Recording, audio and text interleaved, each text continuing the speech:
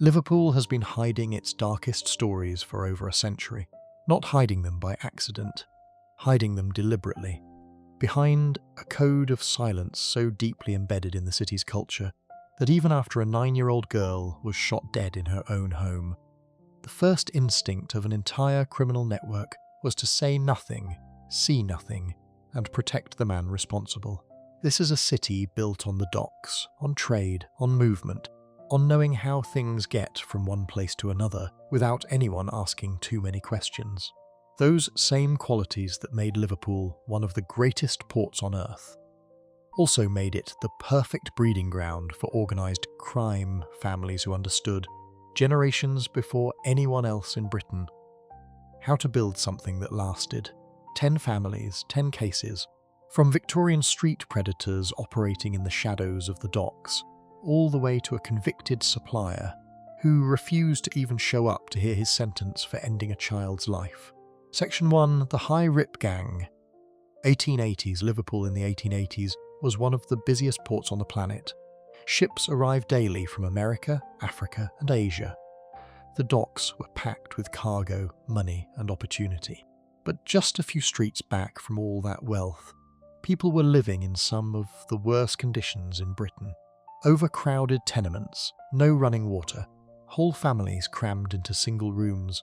Unemployment was high, food was scarce, and out of that poverty came something dangerous.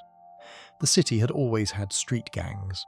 Groups of young men had been gathering on corners since the 1850s, which is exactly where they got their first name. The cornermen. These were idle young men with nothing to do and nowhere to go, waiting on street corners for something to happen. Sometimes that something was a robbery. Sometimes it was a beating. The cornermen were disorganised and opportunistic, but the group that came after them was neither of those things. The High Rip Gang emerged in the 1880s, and they were something different entirely. More organised, more violent, and far more willing to go further than anyone before them. They operated mainly around Liverpool's dockland areas, where foreign sailors arrived daily, often carrying cash, often alone, often unfamiliar with the city's streets. That made them easy targets. The High Rip knew this and built their entire operation around it. Their preferred weapons were thick leather belts with heavy buckles and long knives they called bleeders. They used both freely. Victims were not just robbed, they were beaten badly enough to leave permanent damage. The gang's crimes fell into 3 consistent patterns: random acts of street aggression, planned robberies, and calculated revenge attacks on anyone who crossed them, or cooperated with police. The moment that put the High Rip on the map permanently happened in January 1884. A Spanish sailor named Ezequiel Rodriguez Núñez was walking through the Blackstone Street area of Liverpool late on a Saturday night. 5 young men, all aged between 18 and 20, attacked him. He was beaten with belt buckles, kicked repeatedly, and then stabbed. Another sailor with him managed to escape. Núñez did not. He was found dead shortly after. The attack became known as the Blackstone Street murder, and it caused an immediate public outcry across the city. What followed in court was reported widely. The condemned youths reportedly walked from the dock with smiles on their faces. That image, young men completely unbothered by what they had done, shook people deeply. One of the men identified as using a blade during the attack was 18-year-old Michael McLean. He was convicted and subsequently executed for the crime. But the gang did not stop. Between 1884 and 1886, the High Rip were at the height of their activity. Their reach spread across the poorest parts of the city. Dockers, sailors, shopkeepers. Anyone who looked like they might be carrying money and could be caught alone was a potential target. Police largely avoided direct confrontations with them. Officers on the beat understood that challenging a group of armed young men with nothing to lose was not a fight they were likely to win cleanly. So the High Rip moved through certain streets largely unchallenged. They were also locked in an ongoing conflict with a rival outfit called the Logwood Gang. The 2 groups fought over territory in Liverpool's dockland areas, and the violence between them, added another layer of danger to the streets. Ordinary residents caught between them had little protection. Merseyside had no organised, rapid response to gang violence. Policing was reactive, underfunded, and often outpaced by the gangs themselves. The wider context matters here.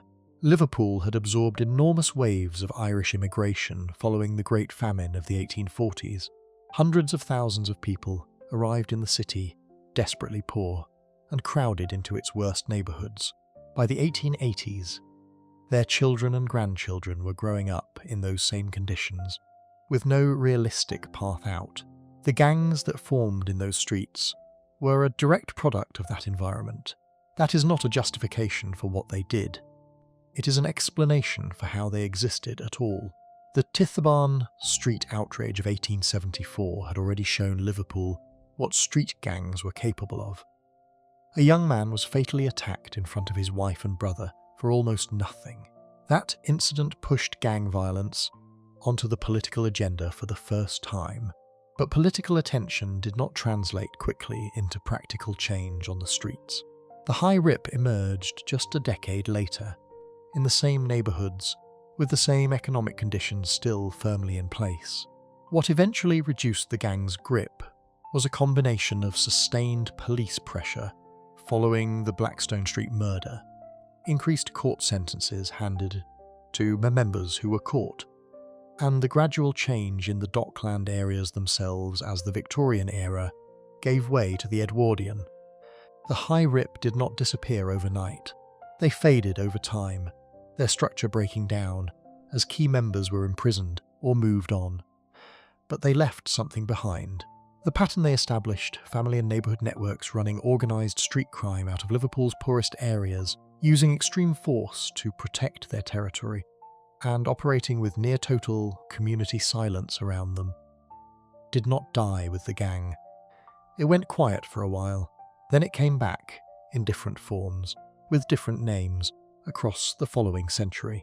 The next chapter in Liverpool's criminal history moves forward to the 1980s, when a new and far more profitable product arrived in the city's most deprived neighbourhoods. It wasn't stolen cargo from the docks this time. It was something that would create a completely different kind of organised crime and produce Liverpool's first genuine international criminal network. Section 2.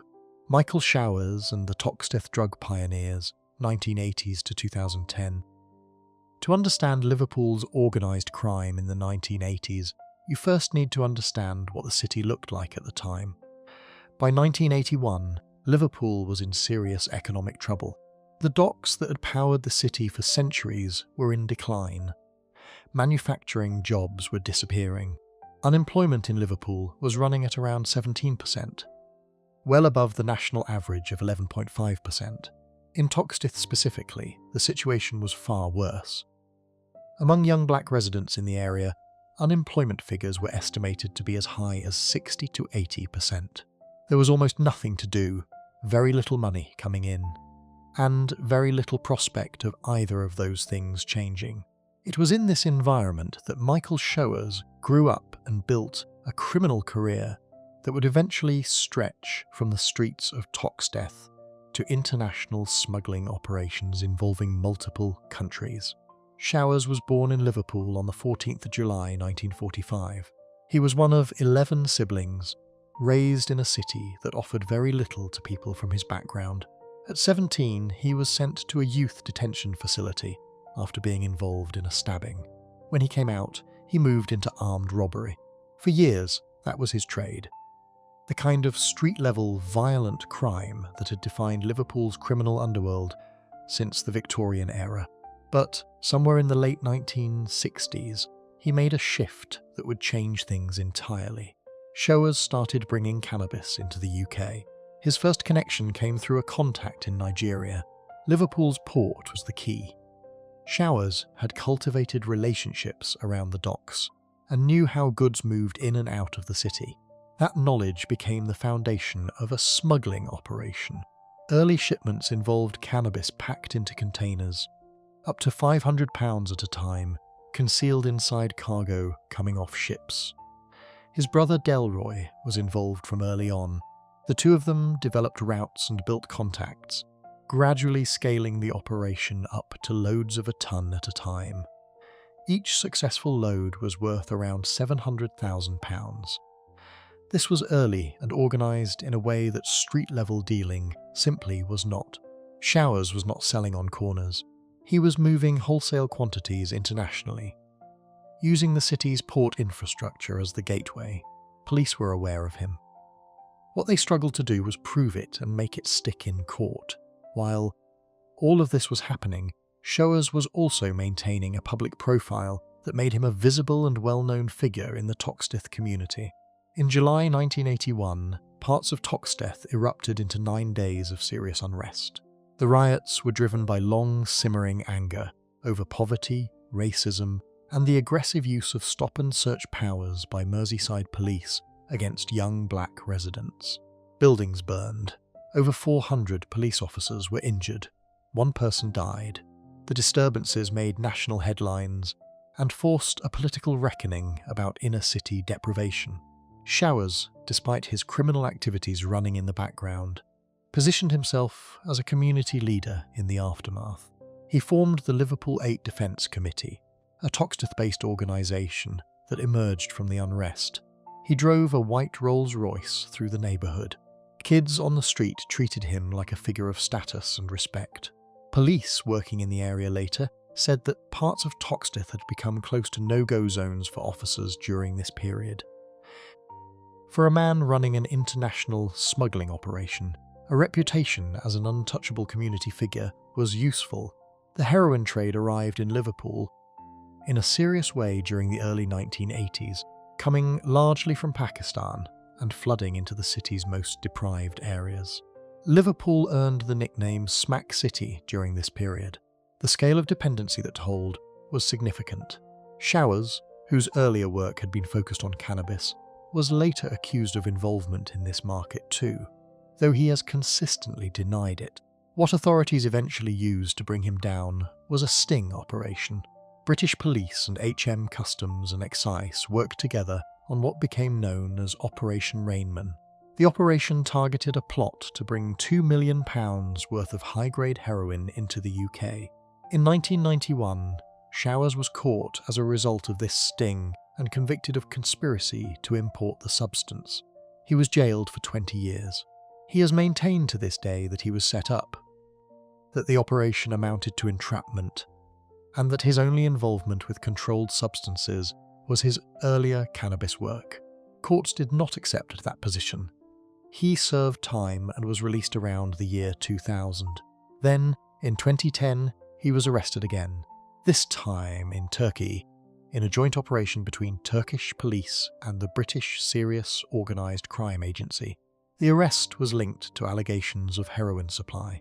He was held in Turkey's Maltet prison and served a further sentence there, being released in 2016. Once again, he denied any involvement.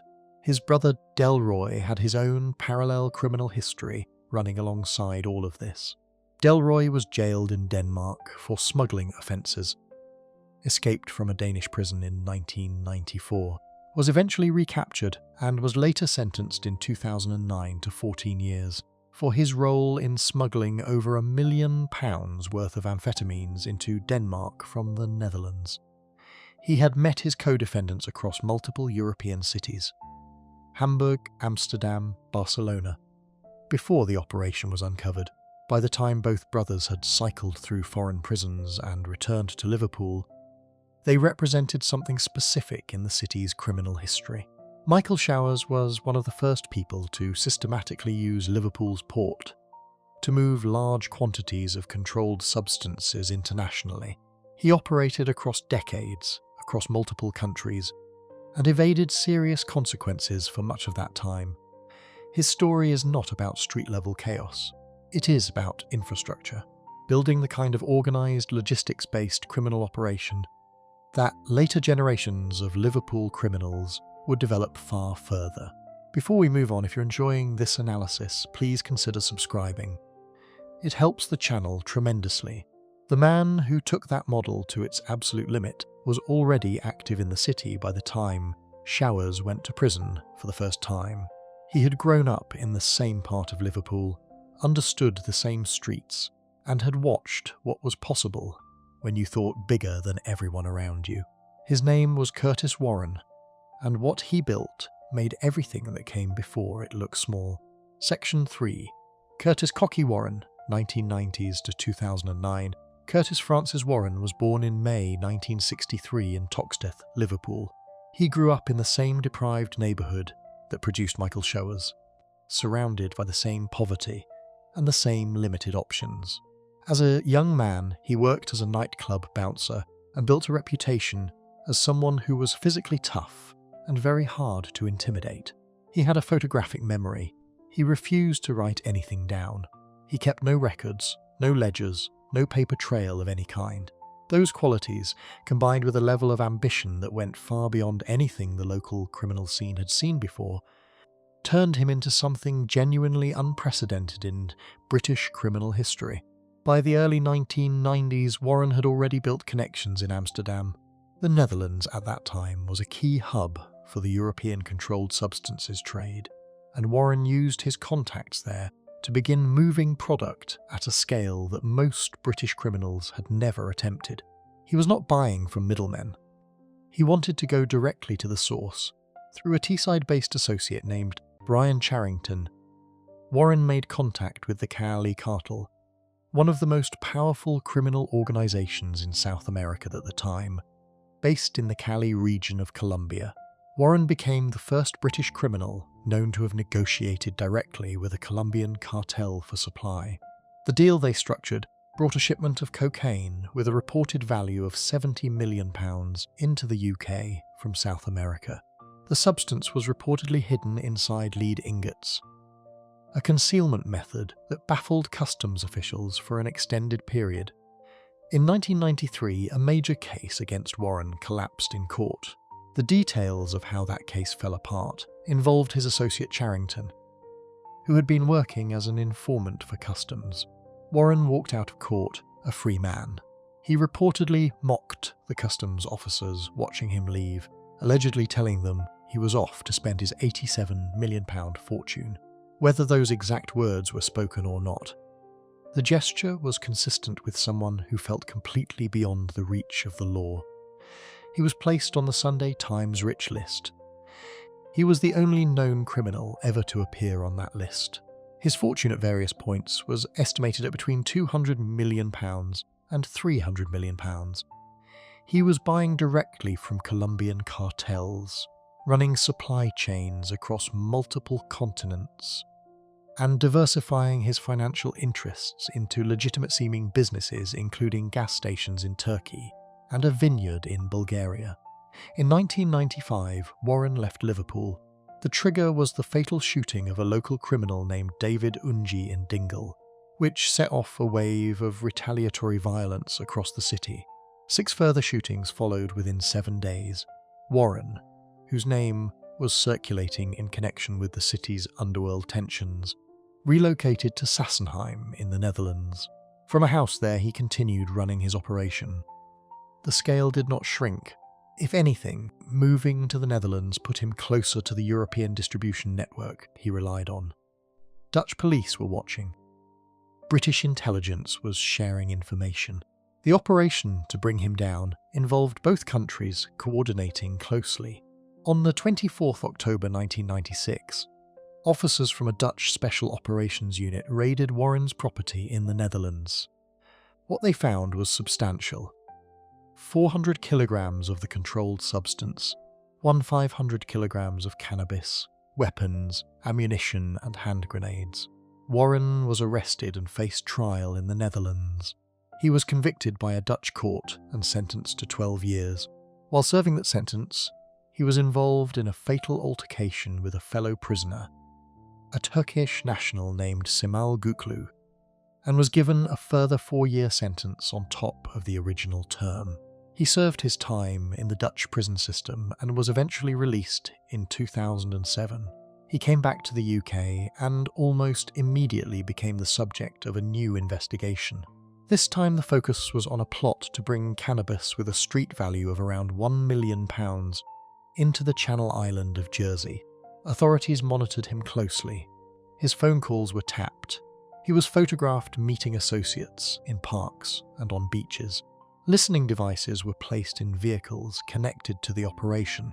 The plan involved using contacts in Amsterdam to supply the cannabis, which would then be transported through Belgium and France to the Normandy coast and brought across to Jersey by speedboat.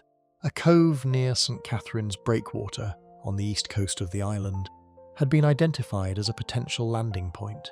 In one intercepted call, Warren described that first shipment as just a little starter, indicating he had much larger plans in mind. He was arrested in Jersey and tried at the Royal Court in St. Helier. After a 2-week trial, the jury delivered a unanimous guilty verdict. In 2009, Warren was sentenced to 13 years in prison. The courts also pursued him under proceeds of crime legislation, issuing a confiscation order of £198 million. The total amount they calculated he had generated through his criminal activity. He did not pay it. He was released from HMP Whitemoor in Cambridgeshire in November 2022 after serving 14 years. Counting the time from his 2009 conviction, plus additional time added for non-compliance with the confiscation order, he was released aged 59, subject to some of the most stringent monitoring conditions applied to any individual in the UK. He was banned from using social media applications, prohibited from using cryptocurrency, required to give the National Crime Agency 24 hours notice before getting into a friend's car, and required to give 7 days notice before travelling to Scotland. In August 2024, he appeared at Liverpool Crown Court and admitted 6 charges of breaching his serious crime prevention order. The judge handed him a 14-month suspended sentence, meaning he avoided going back to prison on that occasion. The judge told him to try to live a simple life. Warren's barrister pointed out that living simply was not straightforward when your name guaranteed you would be followed everywhere you went. As of the time of writing, Warren is a free man living under strict conditions. He remains the only criminal in British history to have appeared on the Sunday Times Rich list. Interpol once listed him as their Target 1, their single highest priority individual. What he built was vast, but the story of what happened to Liverpool's criminal underworld while Warren was operating, and specifically a scandal involving 2 of his associates, a royal pardon and a cover-up that reached all the way to the Home Secretary, is just as extraordinary. Section 4. John Hayes and Paul Bennett. The Royal Pardon Scandal, 1993-2008. In 1993, British Customs and Excise were running one of the most significant investigations into controlled substance trafficking that Merseyside had ever seen. The operation was targeting a Turkish trafficking network known internally as Vulcan, a supply chain moving large quantities of heroin from Turkey into the United Kingdom. Officers followed a major shipment worth approximately £18 million as it made its way toward Liverpool. As they closed in, they arrested dozens of people connected to the network in and around the city. 2 men nearly slipped through entirely. John Hayes and his nephew Paul Bennett were eventually tracked down and arrested in Croydon, South London. They were not small players. Both had extensive criminal records. Hayes, born in 1948, was a Liverpool gangster with connections to Curtis Warren. He and Bennett were career criminals with histories involving armed robbery and controlled substance operations. When they were caught as part of the Vulcan investigation, the evidence against them was serious. In 1993, both men were convicted of conspiracy to supply heroin. The judge, David Lynch, sentenced each of them to 18 years in prison. By any measure, it was a significant outcome. 2 major figures in Liverpool's criminal underworld were going away for a very long time. What happened next is one of the most remarkable and troubling episodes in the history of the British justice system. While in custody, Hayes and Bennett began providing information to authorities. Through their solicitor, they communicated with the customs officer leading the investigation, a man named Paul Cook. The information they supplied led to the discovery of a series of weapons caches. firearms hidden in various locations around the country. Police recovered guns from multiple sites. Each find was treated as a genuine intelligence breakthrough. Hayes and Bennett were credited with the discoveries. The argument being made on their behalf was that by providing this information, they had demonstrated exceptional cooperation and deserved significant credit for it. The case for early release went up through the system. Judge Lynch, who had sentenced them, was contacted. He wrote to the Home Secretary at the time, Michael Howard, recommending that the two men be considered for release in light of their cooperation. Howard accepted that recommendation. In July 1996, just 11 months into their 18-year sentences, John Hayes and Paul Bennett were granted a royal pardon and walked out of prison. The Home Secretary faced immediate criticism. Releasing two convicted heroin traffickers after less than a year of an 18-year sentence on the basis of information they had provided was deeply controversial. Questions were asked in Parliament. Howard defended his decision, saying he had acted on the advice given to him through the proper channels. For years, that is where the story appeared to rest. Then the truth began to come out. Investigators looking back at the weapons finds started noticing problems. The caches that Hayes and Bennett had apparently led authorities to were not what they appeared to be. The guns recovered were traced and examined more carefully. What emerged was that the weapons had not been discovered through genuine intelligence at all. Hayes and Bennett had not been providing real information about actual hidden firearms belonging to other criminals. They had arranged for the caches to be planted themselves. Associates on the outside had placed the weapons in the locations that Hayes and Bennett then reported. The entire exercise had been constructed from the beginning with one purpose: to manufacture a basis for early release. The scale of what they had done was significant. They had deceived the customs officer handling their case. They had deceived the judge. They had deceived the Home Secretary. They had used the royal pardon mechanisms, a provision that existed for genuinely exceptional circumstances, to fraudulently engineer their own freedom after less than a year of an 18-year sentence for heroin trafficking. When the case was debated in the House of Commons in November 2008, one member of Parliament laid out the consequences plainly. The police had appeared to benefit because large numbers of weapons were taken off Liverpool's streets. Customs had appeared to benefit because the operation was generating intelligence about heroin supply networks. The prison service had appeared to benefit because guns were being discovered inside prison facilities. Everyone seemed to be winning, but as the MP put it directly in Parliament, the criminal justice system was a tremendous loser because of what was actually going on. In 2008, Hayes and Bennett were put on trial for their role in setting up the fake weapons finds. Both were convicted. Hayes was sentenced to 22 years in prison. Bennett received 20 years. These were not light sentences. The courts took seriously the fact that two men had systematically deceived multiple arms of the British state, corrupted a legal process intended to protect genuine informants, and used a direct line to the Home Secretary to buy their freedom. Paul Grimes, a Liverpool criminal who had lost his son to a heroin overdose in 1992 and subsequently became a police informant specifically to bring down the people he held responsible, had provided evidence that contributed to the exposure of people in this network.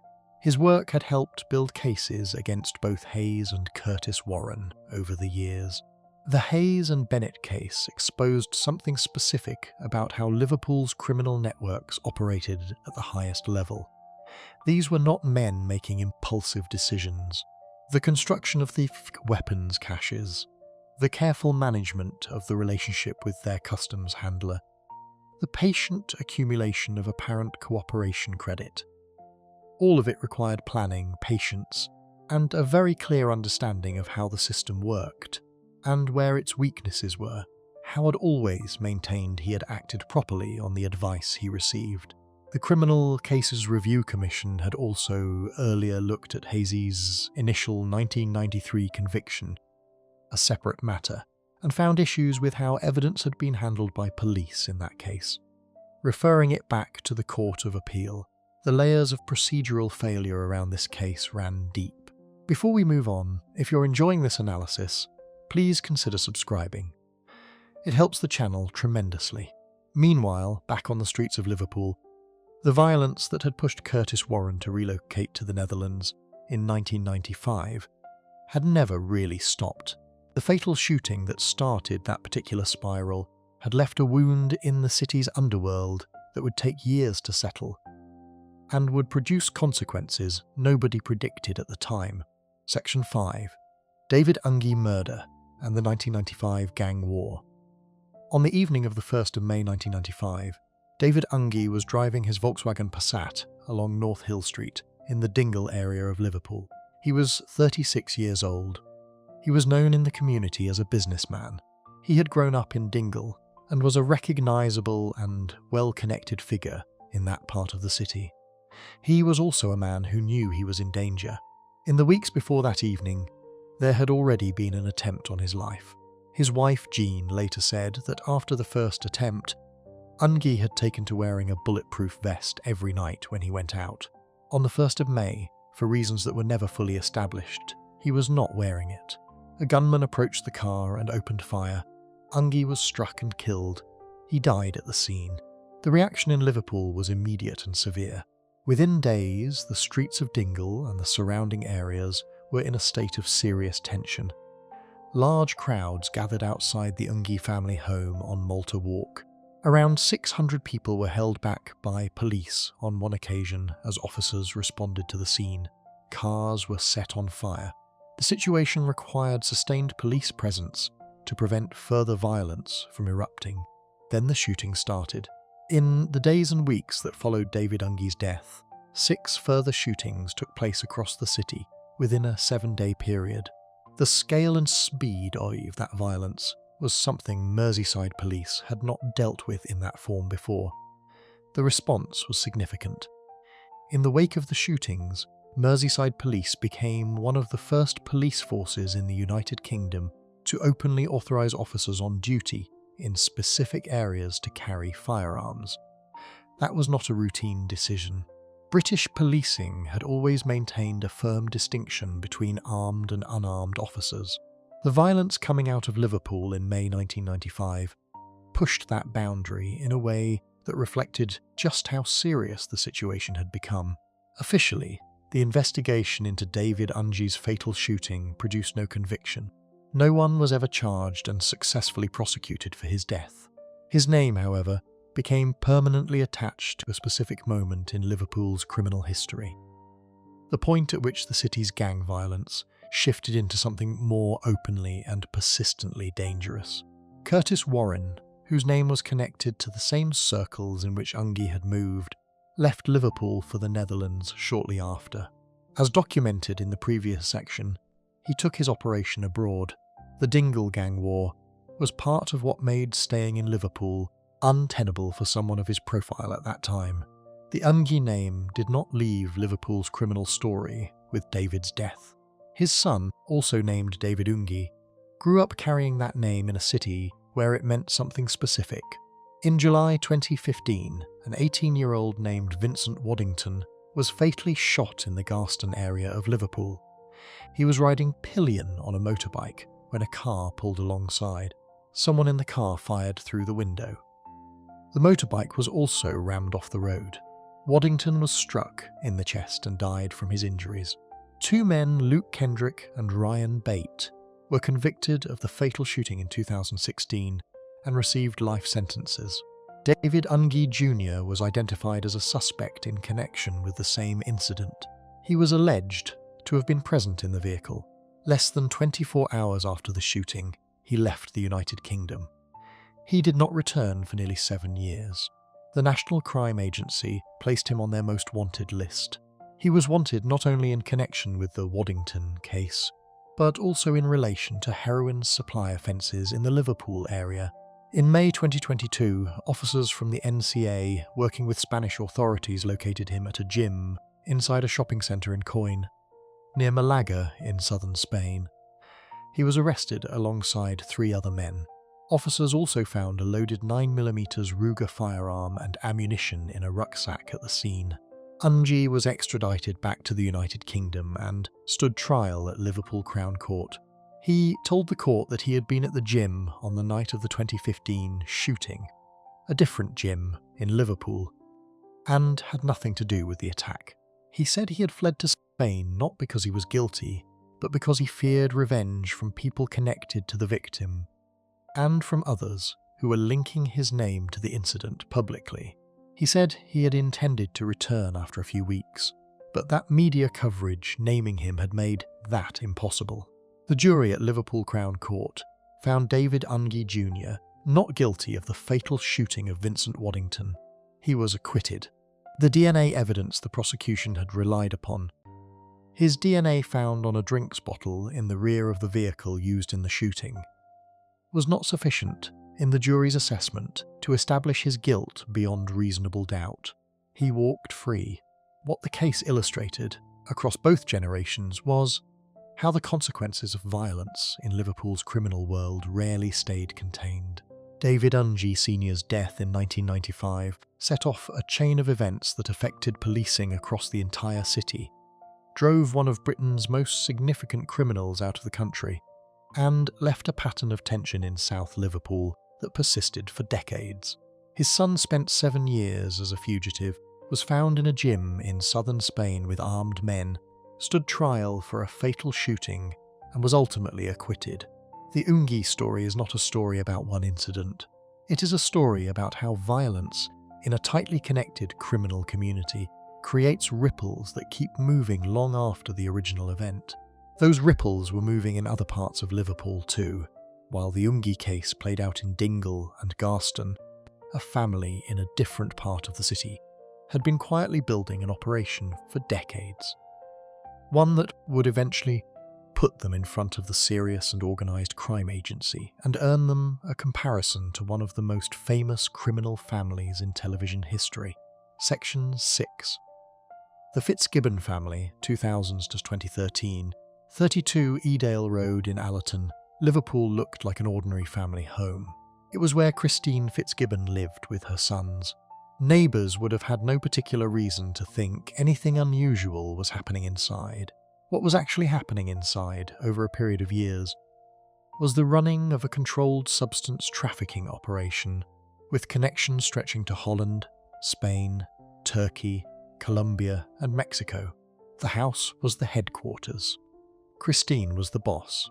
The Fitzgibbon family had been on the radar of serious law enforcement for years before they were finally brought down. Crime writer Graham Johnson, who studied the family in depth, described them as having been major players in Liverpool's organised crime scene for 30 to 40 years.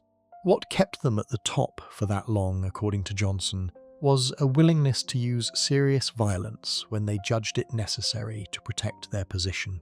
They were not a gang that relied solely on reputation.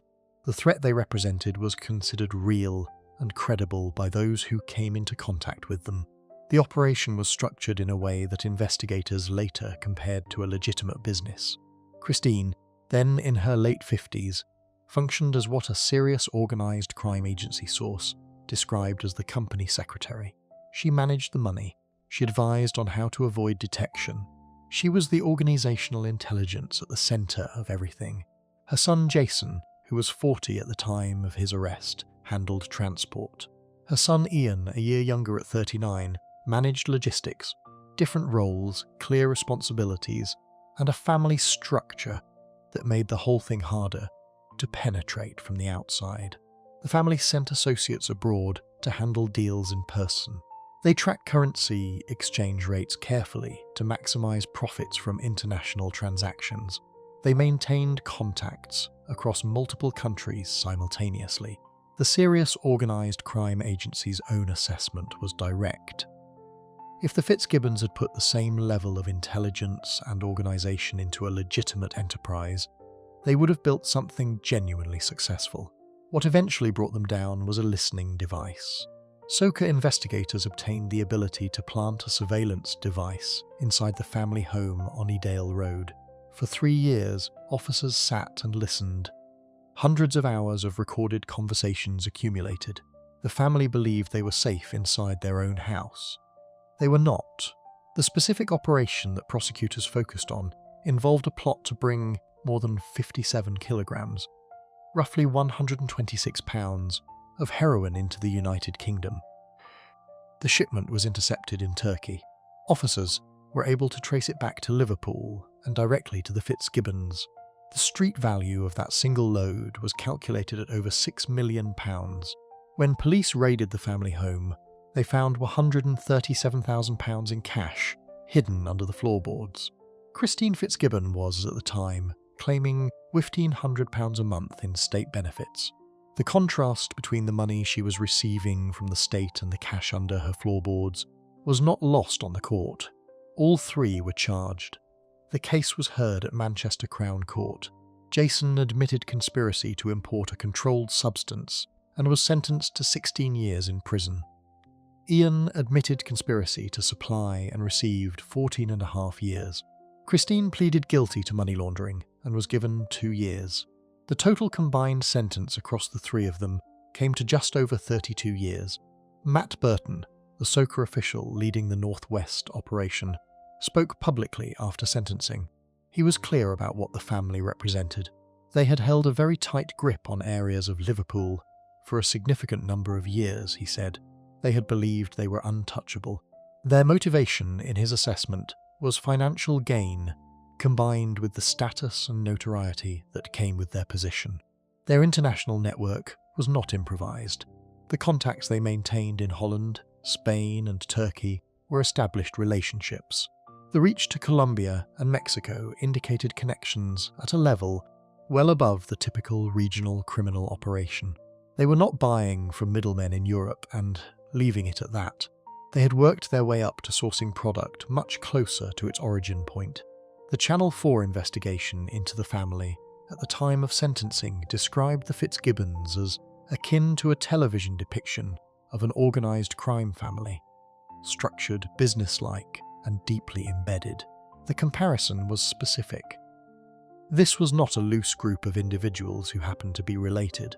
It was a deliberate family enterprise with defined roles, long-term planning, and a geographical reach that went well beyond Liverpool. The family's longevity in Liverpool's criminal scene is worth sitting with for a moment. 30 to 40 years is a long time to operate without being successfully prosecuted. Most criminal organisations of that level of activity get disrupted within a decade. The Fitzgibbons lasted far longer, which means they were either very careful, very well connected, or both. The 3-year surveillance operation that finally produced the evidence needed to convict them suggests that building a case against them required sustained effort and considerable resources. After sentencing, a further legal process began. Under proceeds of crime legislation, authorities pursued the family to recover what they had earned. The confiscation process continued after the prison sentences were handed down, with prosecutors working to establish the total value of assets that could be recovered from the operation. The Fitzgibbon case illustrated something consistent across Liverpool's most serious criminal families. The pattern of a matriarchal or patriarchal figure at the centre, holding the structure together, with younger family members filling operational roles around them. Christine Fitzgibbon was the anchor. Without her managing the finances and guiding the strategy, the operation would have looked very different. Before we move on, if you're enjoying this analysis, please consider subscribing. It helps the channel tremendously. The next family on this list ran their operation differently. Instead of an international supply chain managed from a quiet house in Allerton, they built something that operated on a far more local level. A round-the-clock street-level distribution network in Anfield that eventually put 13 people behind bars for a combined total of 82 years, and produced one of the most extraordinary arrest scenes Merseyside police had ever documented. Section 7. The Whitney Gang, 2008-2011. The Whitney family came from the Anfield area of Liverpool. Anfield is most widely known as the home of Liverpool Football Club. But the streets around the stadium were, for a significant period, also home to one of the most relentless street-level controlled substance operations Merseyside police had ever encountered. The Whitneys ran their business around the clock. Not most of the day, not during business hours, 24 hours a day, 7 days a week, with the consistency and structure of a commercial enterprise. At the center of the operation was Carol Whitney, the family matriarch. She was the banker. Money came in and Carol managed it. When police eventually arrested her, they found more than 520 individual wraps of heroin hanging on a bush in her back garden. She was, at the time of her arrest, claiming approximately £5,000 in state benefits. What investigators established during the course of the case was that she had been earning around £114,000 a year from the controlled substance business while claiming those benefits. She had not reported any of it. The family had been operating for years before Merseyside police launched the operation specifically designed to take them down. That operation was called Operation Molten, and it began in 2008. Officers from the force's Matrix unit, the specialist gun and gang crime team, were assigned to the case. They gathered surveillance, built a picture of how the network functioned, and recorded hours of evidence over an extended period. What they documented was a sophisticated local supply chain. The Whitneys used a series of safe houses in the Anfield area to store and distribute product. They used unregistered mobile phones to take orders. They used untraceable vehicles to make deliveries. The phones functioned as a call center. Customers would ring in, orders would be taken, and runners would go out. The operation targeted people with dependency issues across the city, described by police as a drugs cash and carry business. The language was deliberate. This was not casual street dealing. It was a managed supply operation. Members of the family played different roles. Carol held the money and the stock. Other family members, including Leslie Whitney, Lisa Whitney, Paul Whitney, and Anthony Whitney, known as Tony, all played parts in the running of the business. Gary Whitney, another family member, had died in 2006 before the police operation concluded. Associates outside the immediate family filled out the wider network, handling deliveries, managing safe houses, and providing support to the core operation. The arrests, when they came, produced scenes that illustrated just how embedded the operation had become. During one raid, 29-year-old Emma Mackenzie, one of the associates connected to the network, attempted to hide a quantity of cocaine inside her baby's nappy bag as officers entered her home. She had a 2-year-old daughter present at the time. In December 2010, as the net was closing in on the gang, Associate Matthew Mayer was in his Mercedes when police closed in on him. He made a decision that cost him significantly in court. He hurled packets of heroin out of the car window as he attempted to evade officers. The packages contained a total of 1 kilogram of the substance, with a combined value of £47,000. They landed on the road as police pursued the vehicle. It was not a subtle exit. Tony Whitney, by the time the arrests began reaching him, had already left Liverpool and was living in Denia, on the Spanish coast. He was lying low while his family members were being rounded up in England. But while in Spain, he became involved in another operation entirely, and was caught attempting to smuggle 50,000 tablets of an ecstasy-type substance. The tablets had been loaded into a vehicle at his home address. He was arrested by Spanish authorities, and extradition proceedings were begun. He was the last member of the Whitney network to be brought back to face justice in the UK. He pleaded guilty to conspiracy to supply Class A controlled substances and was sentenced to 7 years. The sentencing of all 13 members and associates of the Whitney network took place in November 2011 at court. The combined total handed down across all defendants was 82 years. Individual sentences ranged from 2 years to 9 years. No single sentence was dramatically longer than the others. This was a case where the court was dealing with a large number of people at different levels of the operation, and the sentences reflected those different levels of involvement. Detective Chief Superintendent Tony Doherty, from Merseyside Police, spoke after the sentencing concluded. His assessment was direct. The family was, he said, so dangerous that firearms and controlled substances were simply part of their daily life. The operation had created a massive wave of associated crime and had brought serious harm to some of the city's most vulnerable people, those with dependency issues who the Whitneys had specifically targeted as their customer base. The benefits fraud element of the case drew significant attention.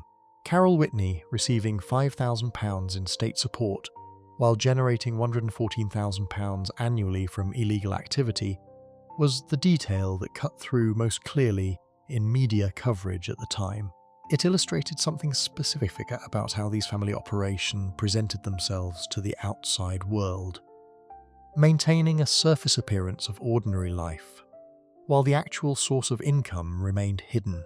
Operation Molten had been running since 2008. 3 years of surveillance, evidence gathering, arrests, extradition proceedings, and court hearings ultimately produced those 82 years of combined sentences for a family that had treated serious criminal activity as a generational business. The Whitney case was about local supply, a family dominating their patch of the city with consistency and force. What came next in Liverpool's story was different in almost every way. It was not about supply chains or family businesses. It was about two groups of young men from neighbouring estates who despised each other so completely that their conflict eventually produced the one outcome that stopped an entire city in its tracks. Section 8, The Croxteth Crew vs. Strand Gang and the Killing of Rhys Jones, 2000-2008. Croxteth and Norris Green sit less than 2 miles apart in North Liverpool. Together, they make up one of the largest municipal housing estates in Europe. The two areas grew out of post-war rehousing programs, built to move families out of bomb-damaged and overcrowded inner-city slums. The first families arrived in Croxteth in 1951 to an estate that initially had no roads, no pavements, no shops, no pubs, and no bus service. Decades later, both estates remained among the most deprived areas in the city. Out of that environment came two gangs. The Croxteth Crew, known locally as the Crocky Crew, claimed Croxteth as their territory. The Strand Gang, sometimes called the Nogger Dogs, came from Norris Green and took their name from their favoured gathering point outside the Strand shops on Scar Green Avenue. The rivalry between them was not new. Gangs of young men from these two neighbouring estates had been in conflict since at least the mid-1800s in various forms. But the version that emerged in the 2000s was different. This one involved firearms. The conflict had been building for years, before it reached the moment that would make it national news. A significant escalation came in August 2006, almost exactly a year before the event most people associate with this story. Liam Smith, a member of the Norris Green Strand Gang, was shot and fatally wounded by a member of the Croxteth Crew as he left prison. That killing became directly relevant to what came next, because it established the context in which the next round of violence would occur. By the summer of 2007, the feud between the two groups had produced multiple shootings, injuries, and deaths. Criminologist Dr. Robert Hesketh from Liverpool John Moores University later described the dynamic plainly. These groups were willing to put their lives on the line for strips of land that were sometimes nothing more than litter-strewn fields. Over a 4-year period, investigators linked 17 separate shooting incidents and 70 acts of criminal damage directly to the conflict between the two gangs. Members walked around their estates wearing body armour. The fear they generated in the communities around them was real and sustained. On the evening of the 22 in August 2007, Rhys Jones finished football training. He was 11 years old and a devoted Everton supporter. Almost every photograph his family released to the public showed him in an Everton shirt. His football coach, Steve Geoghegan, had been with him at training that evening. Rhys was walking home. The route took him across the car park of the Fir Tree pub on the Croxteth Park estate, a short distance from his house. A 16-year-old member of the Croxteth Crew, named Sean Mercer, was also in that car park. He was on a silver mountain bike and he was carrying a firearm, later identified as a Smith & Wesson handgun, loaded with the wrong caliber of ammunition for the weapon. His target was not Rhys Jones. His target was Wayne Brady, a member of the Strand Gang, who had apparently come onto Croxteth territory. Mercer raised the weapon and fired 3 shots. One bullet struck Rhys Jones in the back, above his left shoulder blade. The shot passed through his body and exited from the front right side of his neck. Rhys collapsed in the car park. His mother Mel Jones arrived and held him as paramedics worked on him. He was taken to Alderhay Children's Hospital. He died from his injuries that evening. He was 11 years old. Steve Geoghegan, his football coach, was only yards away when the shots were fired. The reaction across Liverpool was one of profound shock. The city had seen gang-related fatalities before. It had seen children caught in the crossfire of criminal disputes. But something about the specifics of this case. An 11-year-old in his Everton kit, walking home from football practice on a summer evening, hit in a way that previous incidents had not. The national response was similar. Prime Minister Gordon Brown referenced the case. Players from Everton Football Club visited the spot where Rhys was shot, leaving shirts and tributes. What followed was one of the largest investigations Merseyside police had ever conducted. The challenge was the wall of silence that surrounded the Croxteth crew. Nobody came forward. Witnesses who had been in or around the pub car park did not volunteer information. The code of non-cooperation that governed how these communities interacted with police, born from a combination of genuine fear and deep-rooted cultural hostility toward law enforcement, held firm initially. Police worked the case through other means. Over months, they built a picture of who had been where, who had supplied the weapon, and who had helped Mercer evade detection in the aftermath. James Yates, who was 20 at the time of the trial, had supplied the firearm that Mercer used. After the shooting, multiple members of the Croxteth crew had actively helped Mercer avoid police, destroying evidence and maintaining the silence around him. The trial began at Liverpool Crown Court and ran for 9 weeks. On the 16th December 2008, Sean Mercer was found guilty of the killing of Rhys Jones. He was 18 by the time of conviction. The judge sentenced him to life imprisonment with a minimum term of 22 years, meaning he could not be considered for release until at least 2030, when he would be 40 years old. James Yates received 12 years for supplying the firearm and assisting an offender. Gary Kays and Melvin Coy each received 7 years for assisting an offender. Nathan Quinn and others received sentences for related offences. Yates was subsequently released, breached the terms of his licence twice, and was recalled to prison on both occasions.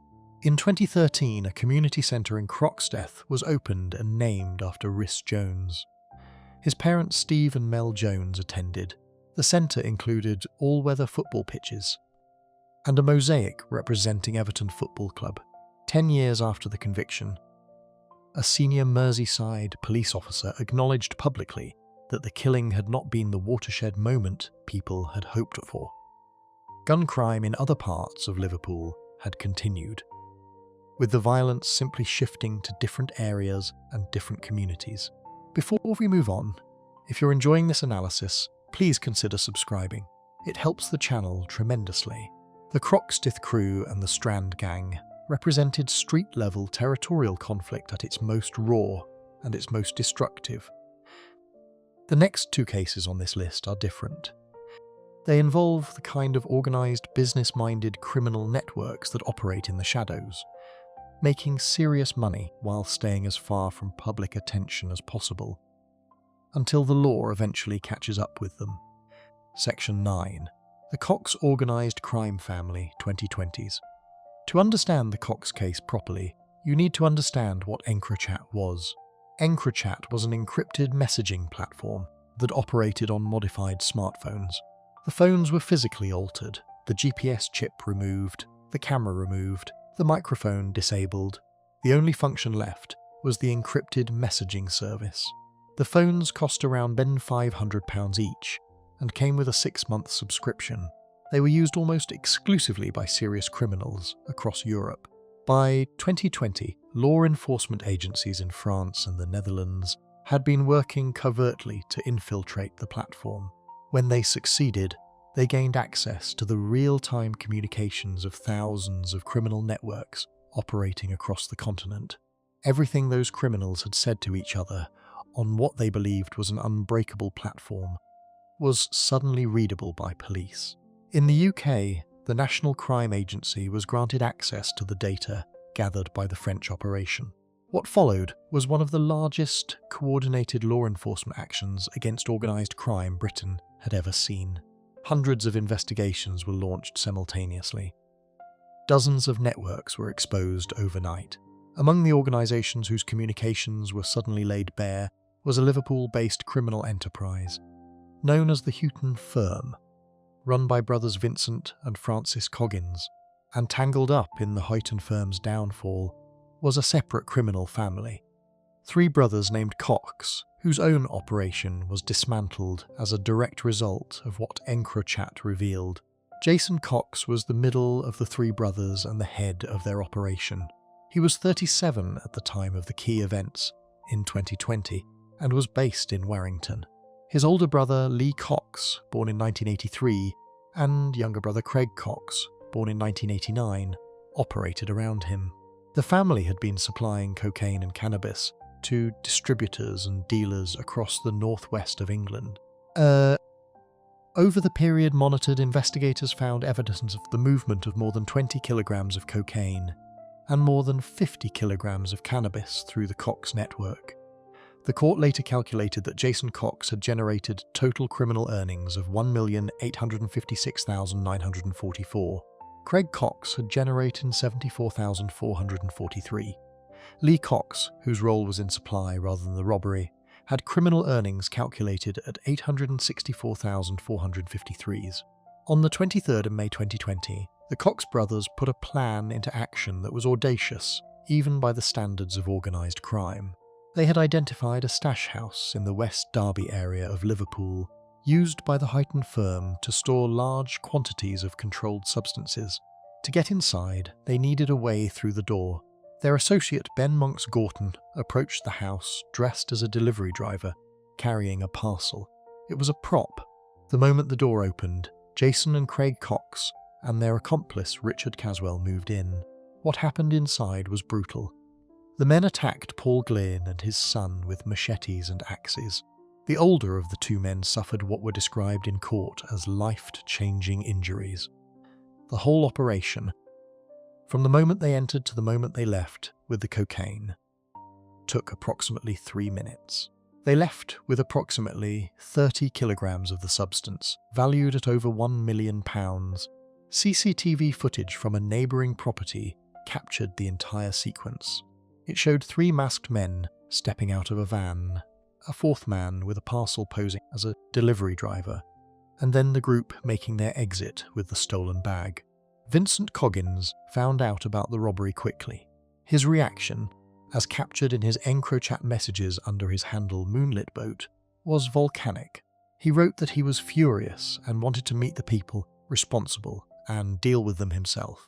He issued instructions to associates, including enforcer Paul Woodford and others, to identify the robbers and track them down.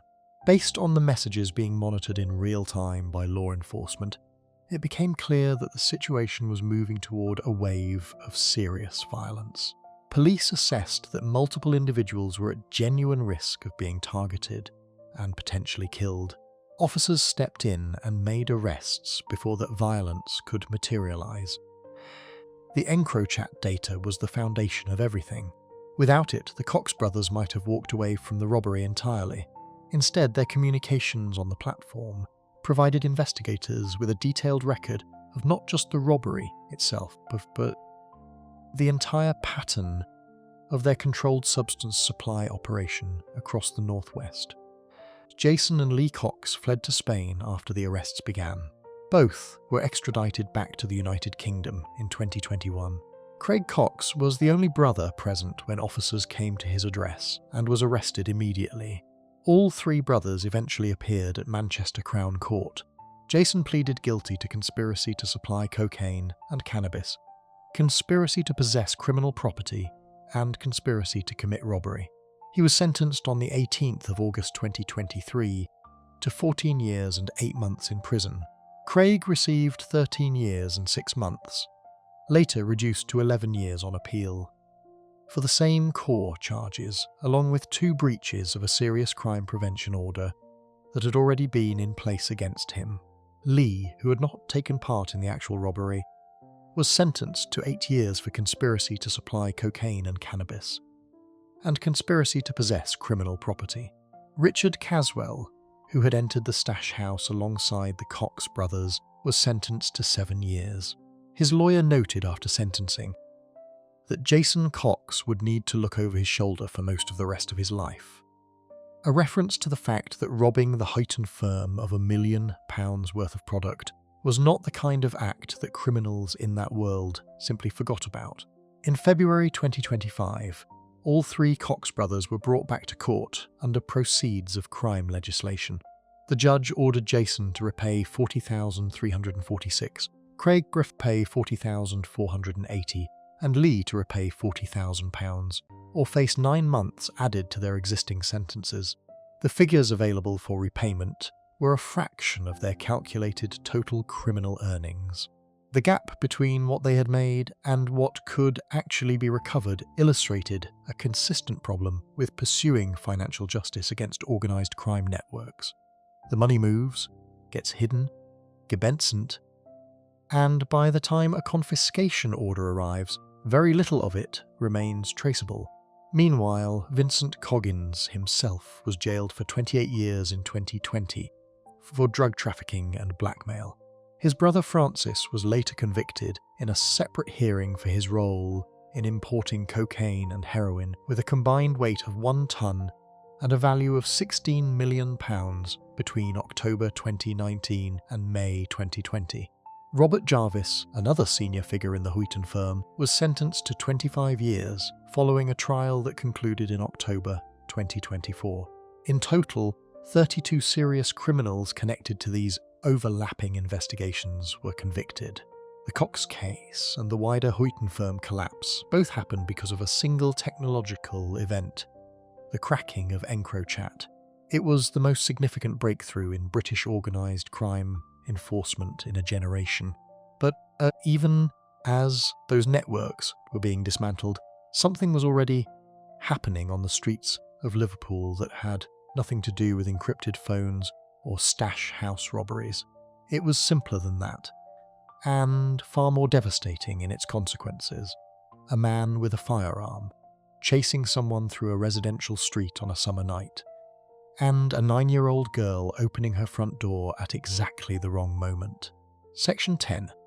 Thomas Cashman and the Murder of Olivia Pratt-Corbell, 2022-2023. The night of the 22nd of August 2022 was the 15th anniversary of the fatal shooting of Rhys Jones. Exactly 15 years after an 11-year-old boy was struck by a stray round in a Croxteth pub car park, Liverpool was about to experience another child fatality from a firearm, this time in Dovecot, roughly 3 miles away. Thomas Cashman was 34 years old at the time. He was known to police. During his trial, he admitted openly that he had been operating as a high-level cannabis supplier in the area. He was not a peripheral figure in Liverpool's criminal world. He was embedded in it, and he had a target that evening, a man named Joseph Nee. Joseph Nee was a convicted dealer with what the prosecution described at trial as enemies. He had been shot at previously in March 2018, though Cashman was not connected to that incident.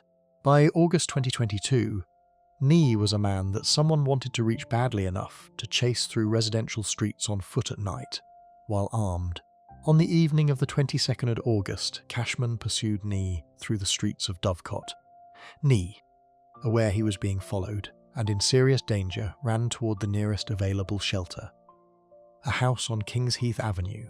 The front door opened because Cheryl Corbell, a 46-year-old mother, had heard noises outside and looked out to see what was happening. Nee forced his way through the door into the house. Cashman followed. He fired. One round struck Cheryl Corbell in the hand as she desperately tried to push the door shut. Then another round went further into the house. 9-year-old Olivia Pratt-Corbell, Cheryl's daughter, was shot in the chest. She was taken by ambulance to Alder Hey Children's Hospital. the same hospital that had treated Rhys Jones 15 years earlier to the day. Olivia died from her injuries that night. Nee was also wounded during the incident and survived. Cashman left the scene. He went to the home of a woman he had been seeing, changed his clothes, and told her he had done Joey, a reference to Joseph Nee. That woman, who cannot be named for legal reasons, went to police 2 days later. She told investigators she was terrified of Cashman, but that Olivia was a 9-year-old child and her family deserved justice. Her evidence became central to the prosecution's case. The investigation that followed was extensive. CCTV footage of the gunman was released publicly by Merseyside Police on the 1st of September 2022. Cashman was arrested on the 29th September, 5 weeks after the shooting. He denied being the gunman throughout. His trial ran for 18 days at Manchester Crown Court. The jury heard from the key witness about the clothes change and what Cashman had said. They heard DNA and forensic evidence. They heard about Cashman's own admission that he was a high-level supplier in the area.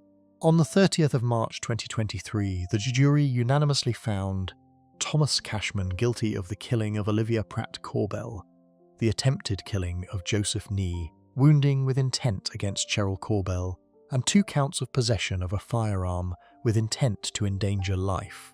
Cashman refused to attend his own sentencing hearing. He told his legal team the case was turning into a circus. On the 3rd of April 2023, Mrs. Justice Yip sentenced him in his absence at Manchester Crown Court. The sentence was life imprisonment with a minimum term of 42 years. The judge stated there were no mitigating factors and that Cashman had shown no remorse and had not acknowledged any responsibility for what he had done. Olivia's father, John Pratt, read a statement in which he said no words could make Cashman understand the pain he was carrying. He had seen his daughter for the first time in nearly 2 years on the 21st of August, the day before she was killed. Cheryl Corbell later became an advocate for a change in the law requiring convicted individuals to attend their own sentencing hearings. A bill was subsequently introduced in Parliament that would give judges additional powers to deal with offenders who refuse to appear in the dock. Cashman later lodged an appeal against both his sentence and his conviction. The sentence appeal was dismissed. The conviction appeal remained ongoing as of the time of writing.